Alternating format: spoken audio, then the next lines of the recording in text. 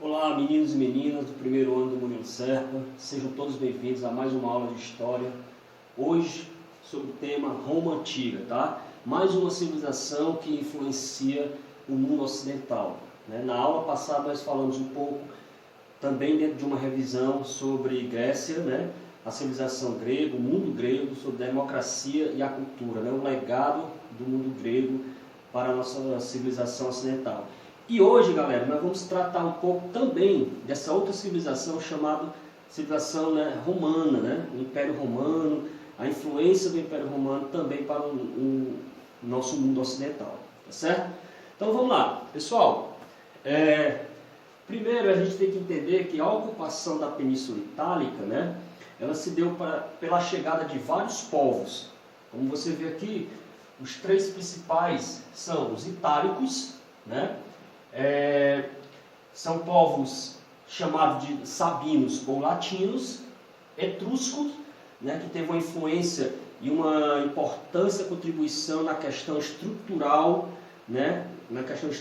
de Roma, com construção de muralha, pontes, estradas, arquitetura, uma bela arquitetura, e por fim os gregos, que já vêm trazendo uma influência muito grande sobre sua política, sobre leis, sobre filosofia e dentre outras coisas que também impulsiona aí a nossa, vamos dizer assim, também impulsiona a questão da influência do mundo ocidental. O mundo ocidental ele é baseado justamente na influência dessas duas civilizações, a chamada civilização greco-romana, a junção do grego com os romanos, tá certo?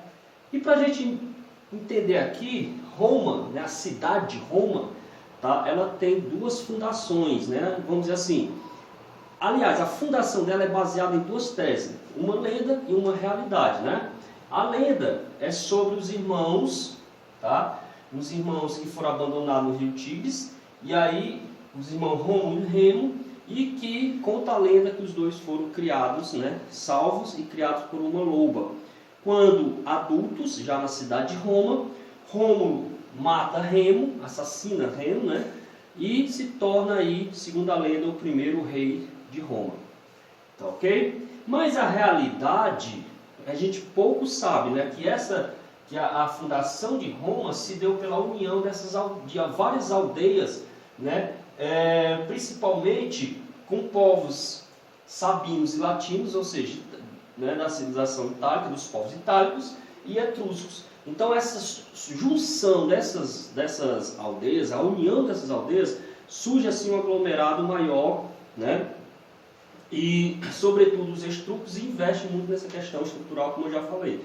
E aí, por volta do século 8 a.C., temos aí mais ou menos a fundação de Roma segundo a história, Ou seja, então nós temos aí duas versões com relação à fundação de Roma. Uma, a lenda, e a outra, a realidade.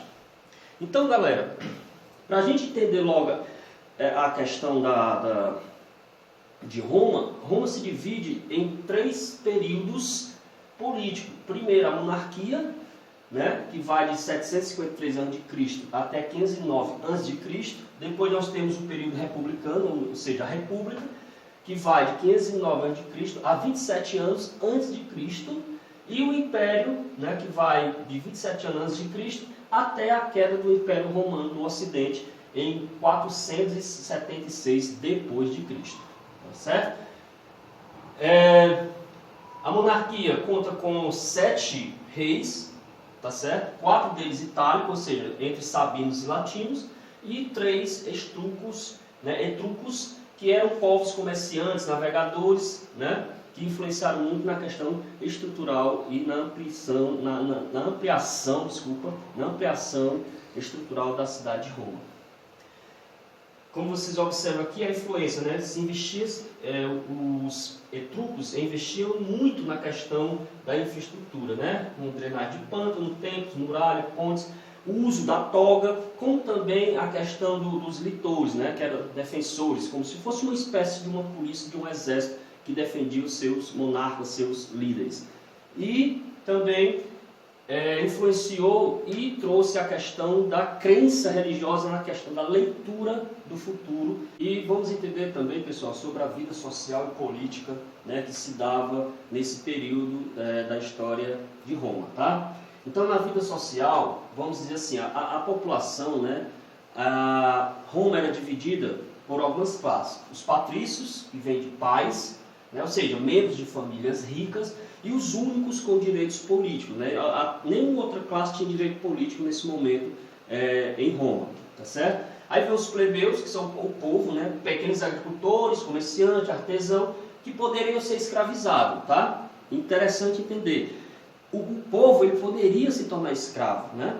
Dependente da sua dívida. Se ele contraísse algum tipo de dívida, ele poderia se tornar escravo e trabalhar de graça para tentar pagar suas dívidas. Aí temos os clientes, né, servidores ou protegidos dessas famílias, chefe dessas famílias. Então, quanto mais cliente esses chefes tivessem, mais prestígio social no meio da sociedade romana, tá certo? Ou seja, os clientes eram espécie de pessoas que prestavam vários serviços, né? Não necessariamente eram escravos, tá? E os escravos, que eram pessoas capturadas de guerras ou reduzidas à escravidão por dívida, como eu falei anteriormente. Já na vida política, né, o governo se dividia da seguinte forma: os reis, né, o rei, a autoridade religiosa e militar, ou seja, o poder, interessante que apesar de ser rei, o poder não era hereditário, né? Quando o rei morria, o Senado, né, através de uma assembleia, fazia a escolha do próximo rei. E o Senado era um órgão composto por quem? Por patrícios, né? Somente eles tinham capacidade, aliás, nem a capacidade, eles tinham o privilégio de poder participar da vida política em Roma, tá certo? E por uma assembleia de guerreiros, que é justamente a assembleia, juntamente com o Senado, que escolhia o próximo rei, por exemplo. E, pessoal, já na República, né, já dentro do período republicano, né, se divide, né, o governo se divide da seguinte forma, né, não existe um representante, né, existe um conjunto de magistrados que comanda a espécie de governo, né, essa forma de governo em Roma. Então vamos lá, tinha os cônsules, sempre dois, tá certo? Um comandava o exército e o outro o próprio Senado, era o líder do Senado. Os pretores eram os que aplicavam, responsáveis pela aplicação das justiças, os censores que contavam a população e também classificavam a sua classe, né? Eles classificavam a classe daqueles indivíduos, a classe daquelas pessoas, né? Tornando, esse aqui vai ser plebeu, esse aqui é cliente, esse aqui é escravo, dependendo da sua condição financeira. Os questores, né, que eram responsáveis pela arrecadação de impostos e controle de despesas públicas, e os edis, né, que era a polícia, né, vamos dizer, o policiamento, era responsável pelo policiamento, o abastecimento, a organização de espetáculos, tá certo? E um detalhe muito interessante, que na República existia um ditador, mas o ditador não era um cargo permanente. Esse ditador só aparecia em caso se a Roma, por exemplo, estivesse em perigo, vamos dizer assim, de uma guerra. Então eles elegiam eles determinavam um ditador que governava com totais poderes, independente das outras funções, por 6 meses, se caso Roma tivesse passando por alguma espécie de perigo. E aí, pessoal, o que é que vai acontecer? A plebe, ela vai começar a questionar esse sistema, ela vai começar a fazer uma resistência contra os patrícios, né? E uma forma dessas resistências era, eles faziam a seguinte forma: eles, não satisfeitos em participar do exército, né? Um agricultor, por exemplo, também participava do exército em caso de guerra, ele se negava a participar. Então Roma, sem um exército, se tornava fraco. Então os plebeus começaram a encontrar maneiras de como resistir a esse sistema republicano, né? E essa luta durou cerca de 200 anos, tá certo, pessoal? E aí a resistência plebeia, vamos dizer assim, ela começa a dar resultado. Então começa a ter ganhos de alguns direitos, pequenos, mas alguns direitos, ao ponto de que plebeus começam também a ascender, né, crescer socialmente ao ponto de casar, por exemplo, o plebeu com o patrício. E aí vai surgir os nobilitas, né? Ou seja, patrícios e plebeus, né? A junção de patrícios com plebeus enriquecidos. Tá certo? Outro fator importante foi a expansão dos domínios, né, de Roma enquanto república. Isso foi determinante, porque o que é que vai acontecer? O Estado romano começa a enriquecer de tal forma, existe a ascensão dos cavaleiros, né? Aumenta o escravismo, a concentração de terras conquistadas, Roma torna-se como cosmopolita, ou seja, vem gente de todo o mundo, de várias partes do mundo, e Roma se torna uma cidade como se fosse a capital do mundo.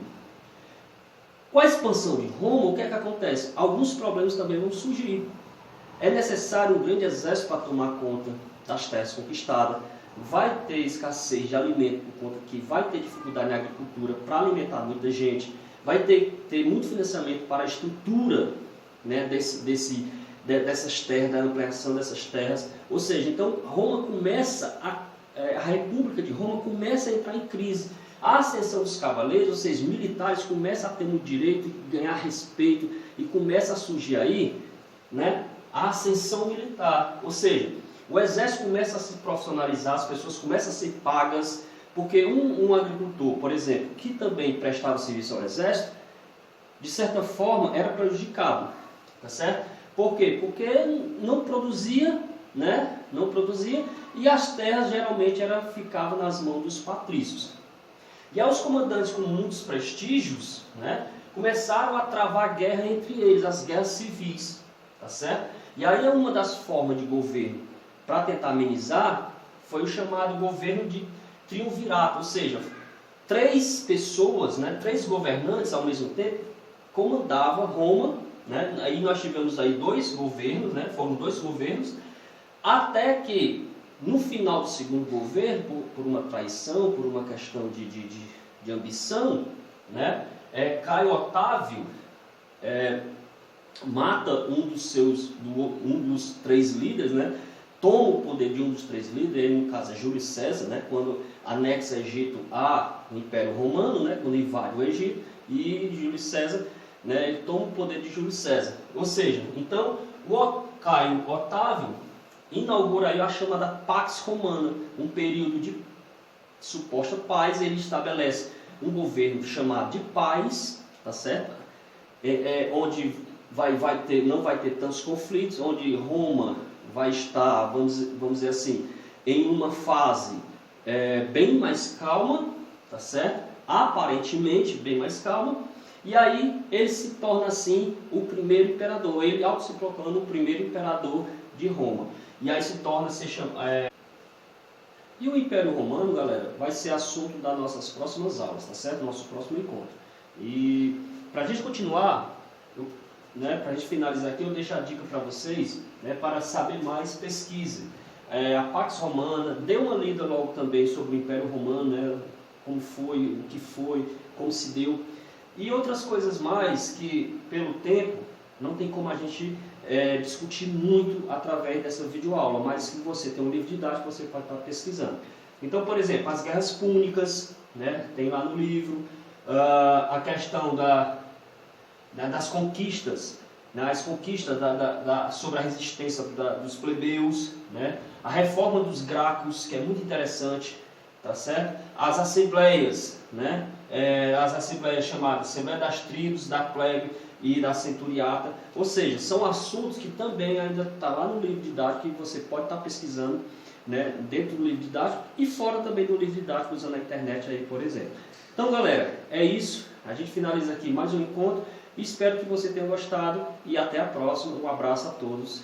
Fique com Deus e até mais.